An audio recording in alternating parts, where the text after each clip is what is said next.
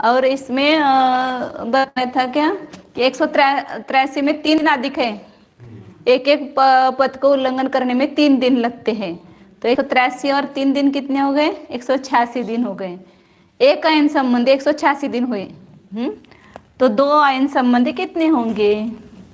एक आयन के 186, तो 2 आयन के 2 गुना करो, 372 हो गए। तो एक दिन में कितने दिन अधिक हो गए? 12 दिन। 360 दिन होते हैं 12 महीने के, 30-30 दिन के। तो एक साल में कितने दिन अधिक हो गए? 12। 2 साल में कितने अधिक होंगे? 24। और 2.5 साल में कितने अधिक होंगे? 30। तो इसलिए 3 वर्ष में एक अधिक महीना आता है। अभी आगे बताने वाले हो सब, अभी बता रहे खाली। आगे अब आगे की गाथा है ना। अभी एक गाथा लगी थी अपने को, एक गाथा लगाई थी क्या अपने? हाँ लगाई थी ना गाथा। उसमें त्रैराशि की दिया था।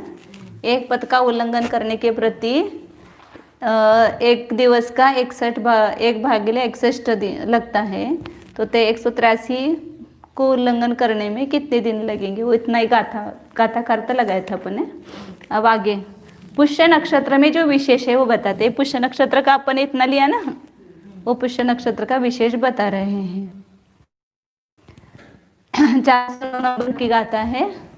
सती पंचम 14 दिवसे पुष्ये गमी उत्तरायण समत्ति से दक्षिण आदि सावन पड़िवदि रविस। पुष्य नक्षत्र में 5 भागों में से 3 भाग सहित 4 दिन जाकर, ये अपन किया ना 23/5 मतलब 4 दिन। और क्या आता है? 3/5, 3/5 आता है। तो सते पंचम मतलब 3/5 से सहित 14 दिवसे 4 दिन में पुष्य नक्षत्र में रहता है। इतना गमन करके उत्तरायण की समाप्ति होती है। जब सूर्य पुष्य नक्षत्र में 3 भाग के लिए 3, हाँ, उत्तरायण में 1 और दक्षिण में और 2 भाग किए हैं। अब दक्षिणायन में 2 क्यों किए वो भी मुझे नहीं समझ में आया के लिए किए उन्होंने 2 कक्षा। तो उसमें पुष्य नक्षत्र में जब सूर्य आता है तब 4 दिन और 3/5 इतने दिन जाने पर उत्तरायण की समाप्ति हो जाती है। पर इधर उत्तरायण अभ्यंतर वित्ती में आता है तो उत्तरायण की समाप्ति होती है ना वहाँ पर। पुनः से दक्षिण आदि सावन पड़िवदि रविस्स पड़म पहे। जो बाकी का शेष रहा है पुष्य नक्षत्र का 44/5 रहा है ना, वो आदि जो है दक्षिणायन का प्रारंभ उसके श्रावण प्रतिपदा में, इधर से आता है अभ्यंतर वित्ती में श्रावण प्रतिपदा रहती है ना, श्रावण प्रतिपदा में अभ्यंतर वित्ती में रहता है सूर्य। तो श्रावण प्रतिपदा में वो सूर्य की प्रथम पथ है, मतलब अभ्यंतर वित्ती है। उस समय वहाँ प्रारंभ इसमें रहता है, वहाँ से वो दूसरी वित्ती में जाएगा तो दक्षिणायन प्रारंभ हो गया। दक्षिणायन की आदि मतलब वहाँ पर दूसरी वित्ती आएगी। दक्षिणायन की आदि में पहली जो है उत्तरायण का अंत है, वो उत्तरायण के अंतिम वित्ती में है वह। अब वो दक्षिणायन की आदि जब होगी वो श्रावण प्रतिपदा का कृष्णा प्रतिपदा होगी, वीरशासन जयंती का काल। लेकिन हमेशा वो नहीं आएगा दिन, वहाँ पर वापिस ये सब गड़बड़ी होगी क्योंकि 186 दिन हो जाएंगे ना। तो अभी आगे आगे बताएंगे सब कौन कौन सी दिन में वहाँ पर होता है। अभ्यंतर वित्ती में हमेशा श्रावण कृष्ण प्रतिपदा नहीं होगी, वो अधिक दिन आते हैं ना बीच में, तो इसलिए नहीं आता बराबर। आगे अब इसका अपन कहाँ से निकाल रहे हैं? दक्षिणायन निकालना है। ये तो बात समझ में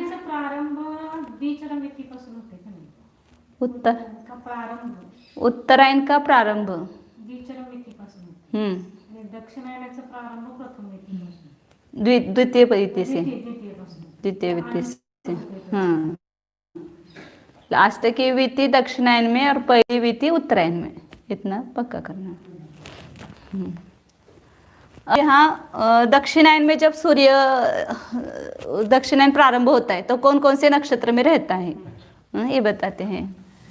अब ये वापिस अपने को चंद्र के लिए लगेगा, इधर ऐसा ही रखती हूँ, इधर आके उत्तरायण का अलग लिखती हूँ। ये गणित बोल जाते हो ना, गणित निकालती हूँ क्योंकि वापस नहीं लिखना पड़ेगा अपने को, फिर काम सरल हो जाएगा। दक्षिणायन के अलग लिखती हूँ। ये निकालते हैं ना, ये इसका नहीं चल रहा है ना, उत्तरायण का चल रहा है ना। अभी अपना इतना समझो कि जब अभिजित नक्षत्र से उत्तरायण का प्रारंभ होता है। विधी कुठले असतात, प्रारंभ म्हटला तर तो विचार विधीमध्ये असणार असं वाटतं। हाँ? अभिजितच म्हणत असतील की, मराठीमध्ये काय म्हणतात, अभिजित हे बोलते। नक्षत्र के नाम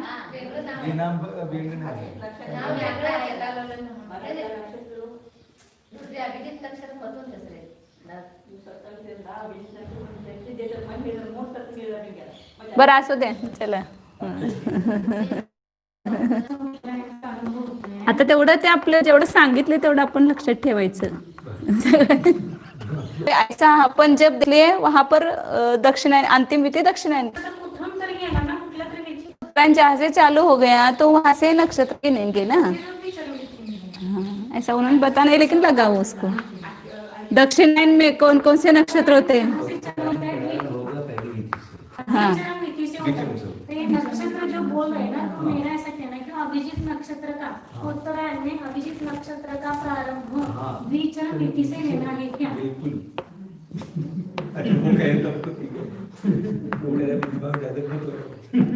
हम आगम में जितना है उतना बोलते हैं बस। दो पुष्प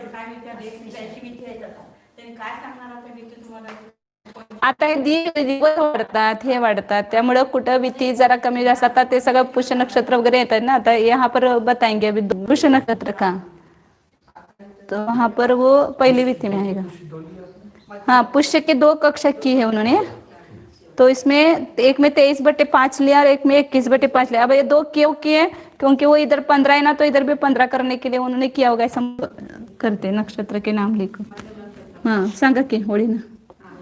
तिसरं मी लिहिलंय सर्व भाषा।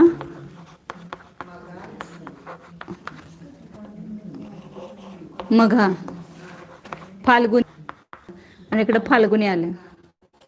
पूर्वा फाल्गुनी, पूर्वा भाद्रपद, उत्तरा फाल्गुनी, हस्त नक्षत्र। आताच हस्त नक्षत्र पावसाळ्यात, हस्त नक्षत्र ते हादगा म्हणते, ते हस्त नक्षत्र असतात। ठीक आहे, हस्त, चित्रा, स्वाती, 9 झाले, विशाखा,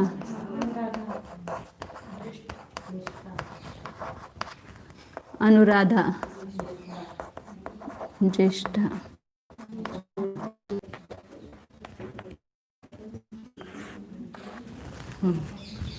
ये दक्षिणायन के नक्षत्र है। दक्षिणायन में जब सूर्य होता भुक्ति काल है। अब यहाँ पर पुष्य नक्षत्र मध्यम नक्षत्र है, उसका यहाँ पर अपन ने 30/5 लिया था पहले, 67/5 उसका भुक्ति काल है, 30/5 पहले उत्तरायण में ले लिया है। अब दक्षिणायन में उस पुष्य नक्षत्र से प्रारंभ हो 5 की दूसरी कक्षा की, तो ऐसे मतलब सब मिला करके 44/5 उसका पुष्य नक्षत्र का लेना है का। अब इसमें जगन्य कौन कौन से देखो, आश्लेषा जगन्य है ना, आश्लेषा, हाँ बराबर है, जग हाँ। फिर ये मध्यम, हस्त और चित्रा मध्यम है। फिर स्वाति है नक्षत्र, ये अनुराधा और ज्येष्ठा मध्यम है, और मूल ज्येष्ठा जगन्य बरोबर है। मूल आणि पूर्वाषाढा मध्यम है।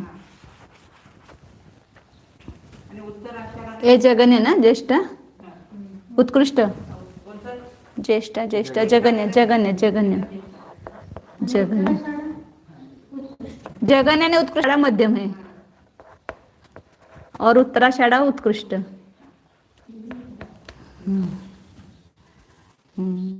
तो ये जगने कितने हो गए? 1, 2 और 3। ते आश्लेषा, आश्लेषा, स्वाति और ज्येष्ठा, ये 3 जगन्य नक्षत्र है। इसका भुक्ति काल कितना बताया था जगन्य का? 67/10। इधर ही करती हूँ अभी। ये जगन्य का कितना है? 67/10 है। तो 3 से गुना करो तो कितना होगा? 201/10। तो कुल मध्यम नक्षत्र 15 नक्षत्र हो गए, और जगन्य नक्षत्र उधर 3 इधर 3, 5 है। 67/5 पने 4, 7 सक 42, 4, 46, 476। बरोबर है ना? आणि त्याचे अभिजित नक्षत्र पुष्य नक्षत्र वो नहीं, एक ही पुष्य नक्षत्र का कुछ काल दक्षिणायन में और कुछ काल उत्तरायण में है।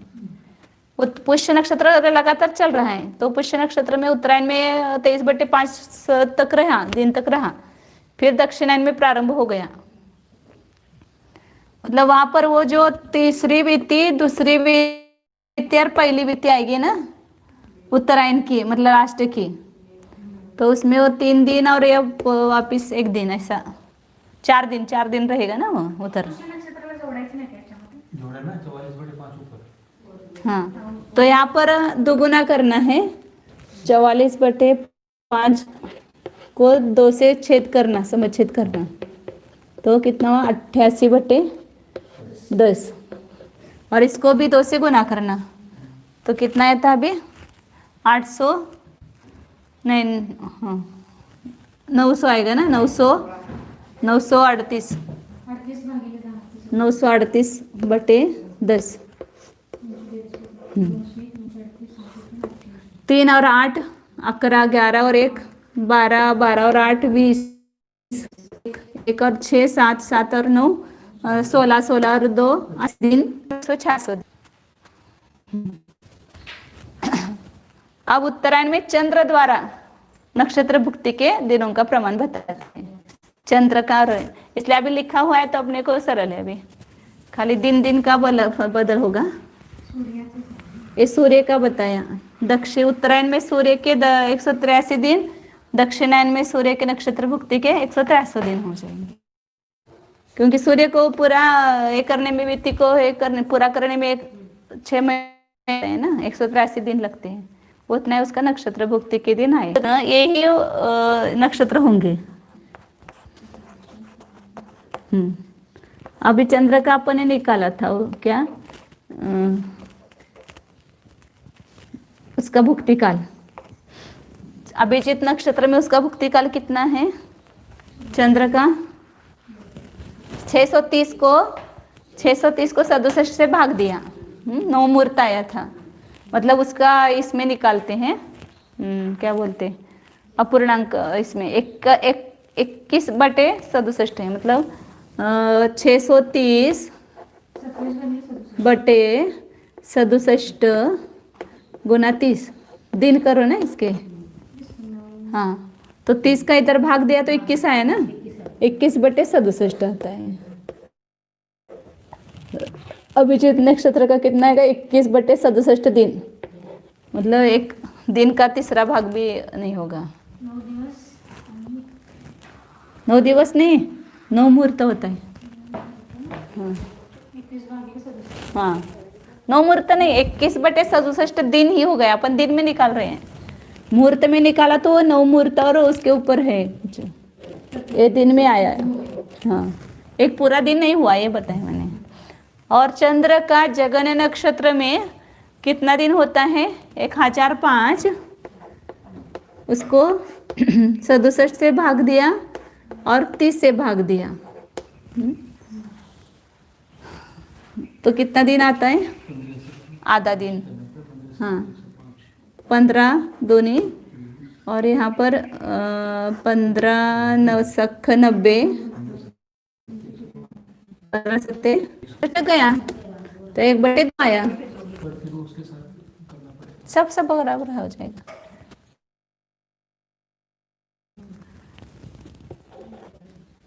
इसमें आधा दिन एक जगन्य नक्षत्र में आधा का तिगुना करेंगे।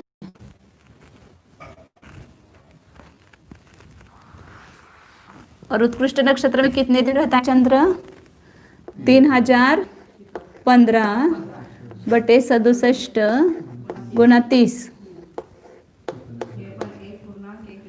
हाँ, तो यहाँ पर भी ऐसा ही आता है। यहाँ 15 दूनी 30, 15 दूनी 30, 0 और 2 से ही आता है ना। मुझे वो विकल्प आया, 14 दिन है ना पूरे, तो थोड़ा दिन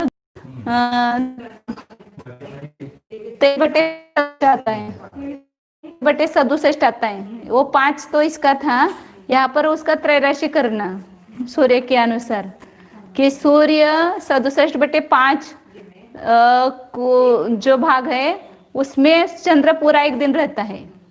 चंद्र को जिस नक्षत्र को पूरा करने में 67/5, जब सूर्य 23/5 दिन तक ही रहता है ना उत्तरायण में, पुष्य नक्षत्र में। अब चंद्र कितने हाँ, तो चंद्र कितने दिन रहेगा उत्तरायण में उसमें?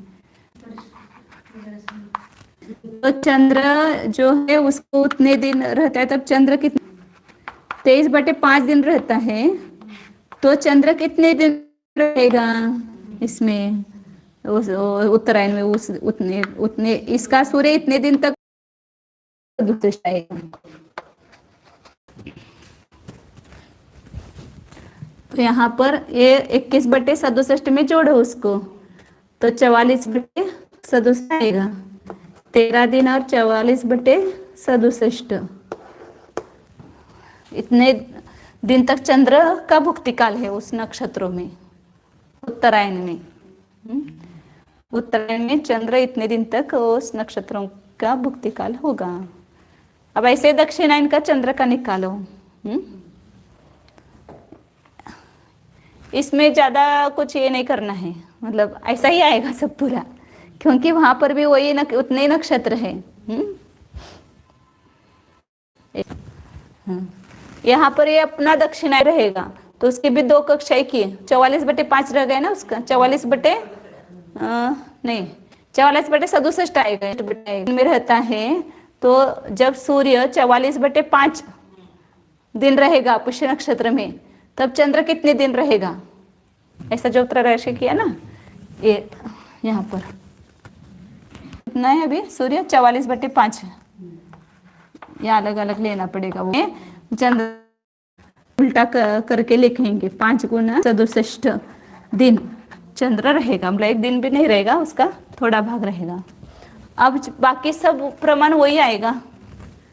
13 से 21/67 प्लस 44। अब यहाँ पर अभिजीत की जगह पुष्य नक्षत्र लेना है, इधर लिख दो। नक्षत्र 3 नक्षत्र का कितना हुआ? 1.5 दिन हुआ, यही रहेगा। नक्षत्र कितने? 7 है, मघा, पूर्वा, फाल्गुनी और मूल नक्षत्र और पूर्वाषाढ़, ये 7 नक्षत्र है। तो एक एक नक्षत्र में एक एक दिन रहता है, तो 7 नक्षत्रों में कितने दिन हुए? 7 दिन। पुनः उत्कृष्ट नक्षत्र 3 है, उत्तरा, फाल्गुनी, विशाखा और उत्तराषाढ़। तो एक एक नक्षत्र में, उत्कृष्ट नक्षत्र में एक एक नक्षत्र में 1.5 दिन रहता है। तो 3 नक्षत्रों का काल कितना हुआ? हुए नक्षत्र भुक्ति काल। तो कितना हुआ? 13 दूनी 26, 13 और 13 26 हो गए, और 44 कितने हो गए? 88/67 हुआ। तो एक का भाग दो इसको, तो और एक आ गया, तो 27 दिन। और इसमें 67 कम हो जाएंगे तो कितने रह? 28 से 67 का भाग दिया तो एक सही 21/67 रहा, तो एक इसमें मिला दिया 26 में 21/67 आया।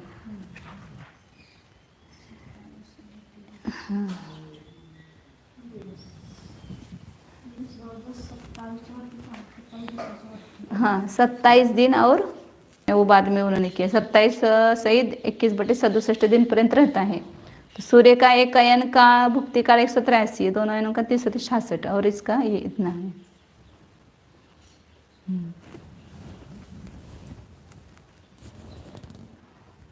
बीच एक महीने में 30 दिन होते हैं ना बराबर, वो चंद्र के दक्षिणायन और उत्तरायण तर त्याचं काढलं नाही का? 35 बट्टे करून. जसं का आता है ना, तो इसलिए 402/61 जगन्य नक्षत्र का भुक्ति काल है एक का। अब इसको 3 से गुण, 3 है ना जगन्य नक्षत्र, 3 से गुना किया तो 1206/61 हुआ। फिर मध्यम नक्षत्र के मध्यम नक्षत्र का एक का भुक्ति काल कितना है? 804/61। 7 का कितना होगा? तो 7 चौक 28, अच्छा 2 ही 28 लिखेंगे, 7 8 56, 5628/61। उत्कृष्ट का कितना है? 1206 गुना 3 नक्षत्र है, 1206/61 है एक नक्षत्र का भुक्ति काल, तो 3 गुना किया उसको, 3 नक्षत्र का 3 गुना किया तो 1200 कितना हो गया? 3618, शायद ये 18 ना, बराबर है ना? आप बोलते जाओ तो हमको समझ में आता है। ऐसा नहीं होता है।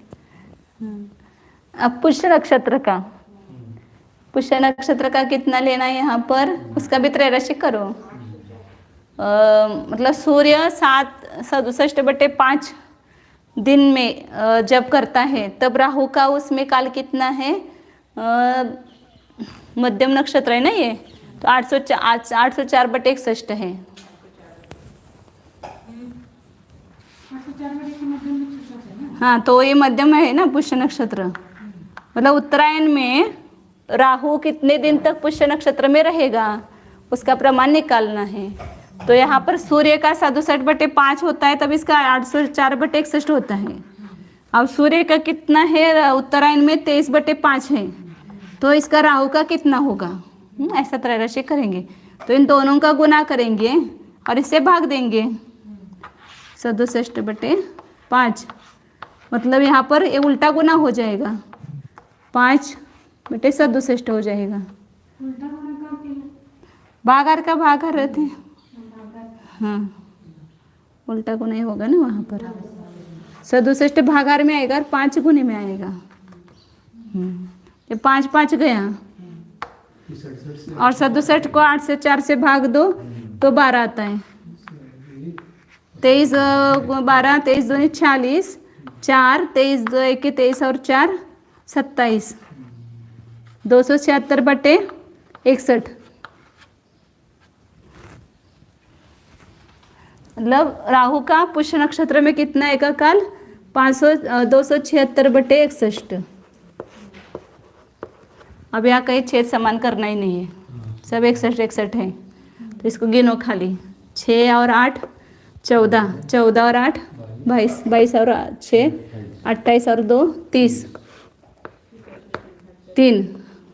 3 और 7 10, 10 और 1 11, 11 और 2 13 और 5 18, हाथचा 1 और 2 3 और 6 9 और 6 15, 15 और 2 17, 17 और 2 19। थोड़ा गलत हो गया क्या? नहीं, हाँ 9 बराबर है, इसका बराबर 1 बच गया। 1 और 3 4 5 9 10, हाँ 10,980/61। 61 का भाग देंगे तो कितना आता है? 180 आता है, 180 आता है ना बराबर, हाँ। 61 को 1098 में भाग दो तो बराबर 18 आता है।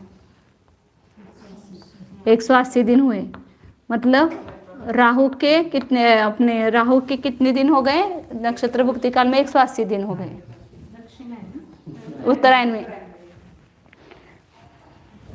और दक्षिणायन में कहाँ खाली फर्क करना है? अब अभिजीत तो छोड़ना है, और जो अभिजीत का आता है ना वही पुष्य नक्षत्र का आता है, तो उतने दिन हो जाते हैं बराबर। ये अभिजीत का 252/61 है ना, तो यहाँ 276/61 हुआ ना, उसकी जगह वो 252 उसमें मिला दो, मतलब पुष्य नक्षत्राचं 44 मधलं 61 करायचं ना. हाँ पुष्य नक्षत्राचं पुष यहाँ पर वो 271/61 है ना, यहाँ पर क्या करेंगे 44/5 करेंगे। 44/5 करेंगे तो क्या आ जाएगा वहाँ पर। बाकी सब वैसा ही रहेगा ना, बराबर है ना। 5 5 गया 67, 12 का भाग गया, 12 चौक 64 नहीं 12 चौक 48 ना, 48 अच्छा 4, 12 चौक 48 और 4 52, 528/61 आएगा।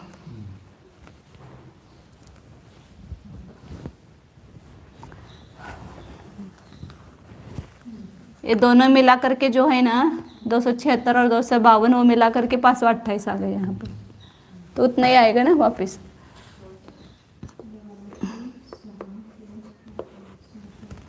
बराबर है ना। तो इसका लबे उत्तर वही आने वाला है।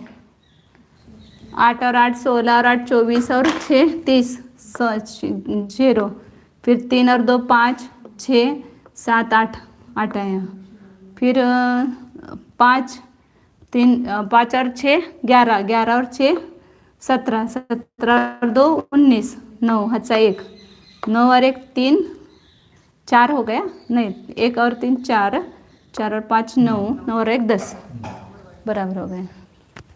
वो ये पहले भी वैसा ही हुआ था ना, अभिजीत का जितना है और पुष्य का है तो उन्हें मिला करके वो दक्षिणायन में एक पुष्य का ही आता है। तो इस प्रकार 180 दिन 180 दिन राहु एक आयन में उसका भुक्ति काल 180 दिन है। चंद्र सूर्य का कितना 183 दिन है और चंद्र का कितना है 13 सही 44/67 है। तो दो आयनों का मिला करके निकालेंगे तो चंद्र का 27 दिन और 21/67 दिन हुए, सूर्य के 366 दिन हुए और राहु के 360 दिन हुए नक्षत्रों में भुक्ति काल। तो पूरा एक आयन का यहाँ पुस्तक में उन्होंने दिया है चित्र, इधर से इधर इधर से इधर कैसा देखना। इधर ये उत्तरायण है ये उत्तरायण है तो यहाँ पर वो क्रम से दिया है। पहला अभिजीत के लिए गोल किया है वो, फिर मध्यम मध्यम, फिर जगन्य, फिर मध्यम जगन उत्कृष्ट मध्यम मध्यम। हाँ ये सब नक्षत्र नीचे लिखे अभिजीत श्रवण घनिष्ठा शताभिषक पूर्वा भाद्रपद उत्तरा भाद्र रेवती अश्विनी भरणी कृतिका रोहिणी मृगशीर्ष आर्द्रा पुनर्वसु पुष्य नक्षत्र, और प्रत्येक एक एक का अलग अलग लिया है यहाँ पर। एक एक नक्षत्र का कितना कितना दिन है वो अलग अलग लिया है, चंद्रमा के वो और इसके सूर्य के। और इधर ये दक्षिणायन में इधर से इधर देखना, दक्षिणायन में इधर आएगा पहले, ये उत्तरायण यहाँ से इधर गया, अभिजीत नक्षत्र इधर गया, फिर इधर दक्षिणायन से इधर आ गया।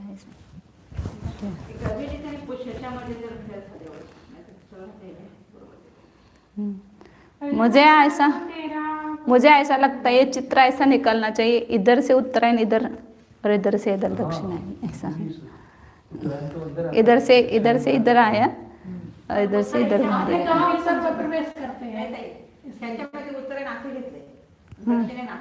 हाँ तेच म्हणाल ऐसा, तेच के लिए लिखने के लिए किया है। अपन ऐसा निकाल सकते उल्टा इधर से।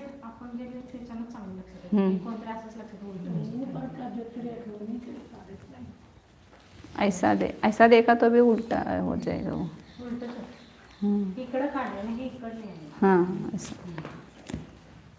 अभिजीत इधर लिखना पड़ेगा, इधर ये अभिजीत इधर आना पड़ेगा।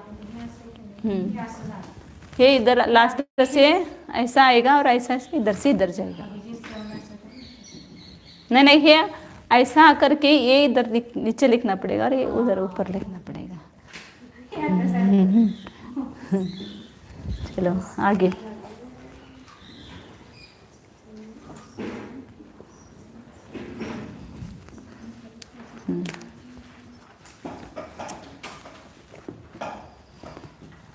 नक्षत्र का कुछ भी अपने को ज्ञान नहीं, थोड़ा थोड़ा सा हुआ है अभी। अभी जब पढ़ेंगे तो और आएगा। ओ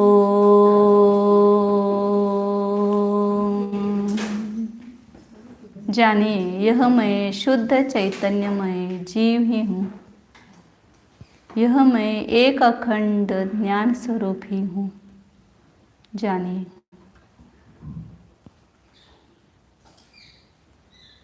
नित्य आनंद स्वरूप हूँ।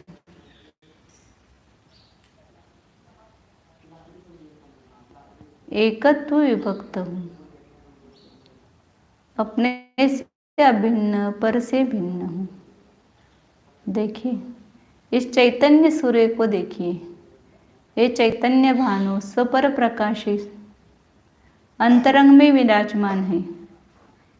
बाहर के सूर्य तो आंखों से बहुत बार देखा है, अंदर के भीतर के सूर्य को देखिए। यह मैं स्वयं चैतन्य भानु हूँ, ज्ञान भानु हूँ। इन अपने चैतन्य आलोक में असंख्यात प्रदेशों में अनंत गुणों का वैभव भरा हुआ है। इस बाहर के आलोक में, आकाश में चंद्र, सूर्य, नक्षत्र, तारे प्रद्योतमान हैं, प्रकाशमान हैं, और भीतर अनंत गुण प्रकाशमान हैं। देखिए मेरा तो चैतन्य लोक ही सच्चा लोक है। इसी में रहने वाला मैं हूँ। यही मेरा स्थायी भवन है, और इस स्थायी भवन में चैतन्य का प्रकाश स्थायी है। हमेशा देखते रहिए, सिद्ध अनंत काल तक इस चैतन्य आलोक को देखते हैं, कभी भी थकते नहीं हैं, उसका अभाव नहीं है, नित्य प्रद्योतमान है।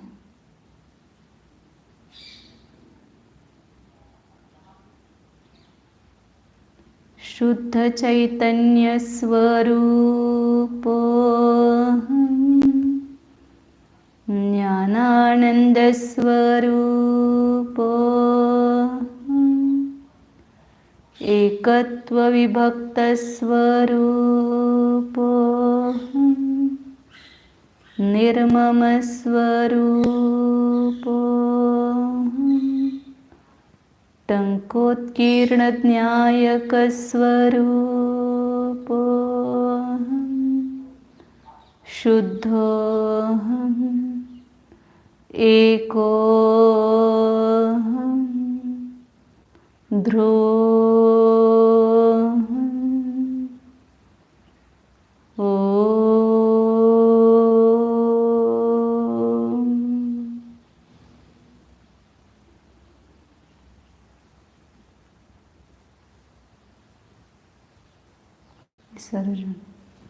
नमो अरिहन्ताणं नमो सिद्धाणं नमो आयर्यानं नमो